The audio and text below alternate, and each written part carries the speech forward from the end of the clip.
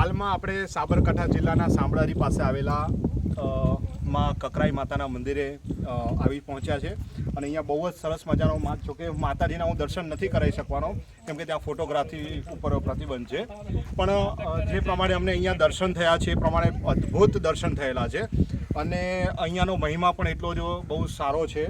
બાજુમાં જ રુદાલિયા નામનું ગામ છે, ત્યાંથી આ લોકો આ મંદિરની દેખરેખ રાખી રહ્યા હોય છે અને આ મંદિરનું ઘણું બધું એટલું બધું સત હોય છે કે ન પૂછો વાત. અને અમે પણ છેક અમદાવાદથી આજે 4થી 5મી વખત અહીંયા આવી ચૂકેલા છે અને અમને પણ માતાજીના આશીર્વાદ અવારનવાર આવી રીતે મળતા જ રહે છે. પણ સાથે સાથે અહીંયા બીજા અમદાવાદથી પણ આવેલા એક અમારી પાસે છે.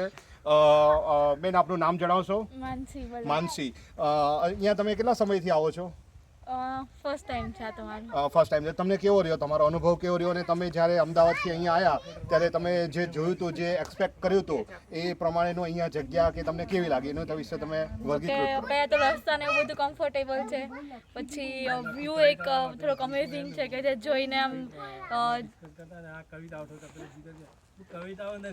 હા બોલો, તમારી ખુશી હું સમજી શકું છું, તમે વ્યક્ત કરી શકો છો. પછી મંદિર બહુ વર્ષ જૂનું છે, મતલબ 1648 છે તો અત્યારે 2081 સમથિંગ ચાલે છે. પછી અહીંયાથી વ્યૂ થોડોક સારો આવે છે, અહીંયા જોવા મળે છે કે કેટલી ગામડાની ખેતી કેટલી હોય છે અને કયા પ્રકારનો એ લોકો પાર્ટેશન કરીને ખેતી કરે છે. ઓકે. અને તમે માની લો અહીંયા આજે દર્શન કરી લીધા છે, હવે તમે તમારા ગ્રુપમાં ફ્રેન્ડમાં આ સ્થળ વિશે તમે કહેશો કે ફરીથી આ જગ્યાએ આવવા માટેનું પ્રિપેર કરશો લોકોને? હા, જરૂરથી, કારણ કે અહીંયા થોડુંક જનરલ નોલેજ મળે છે. પછી અહીંયાથી જે વ્યૂ છે, એટમોસ્ફિયર છે, જે ફ્રેશ એર છે એ બધું અહીંયા વધારે ફીલ થાય છે. તો હું કહીશ જ કે અહીંયા એક વખત આવવું જ જોઈએ. બરાબર છે. બહુ જ સરસ માનસીબેન, તમે બહુ સરસ રીતે વર્ગીકૃત કર્યા અમારા.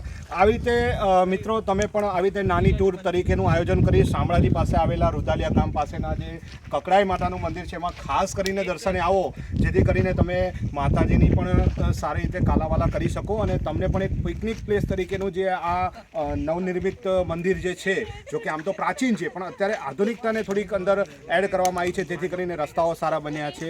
મતલબ આ બધાનો તમને બહુ સારી રીતે ફાયદો મળી શકે, તમે એનો આનંદ માણી શકો અને આવનારી પેઢીને તમે આ વસ્તુઓથી જાગૃત કરી શકો. જય માતાજી, જય કકરાઈમાં.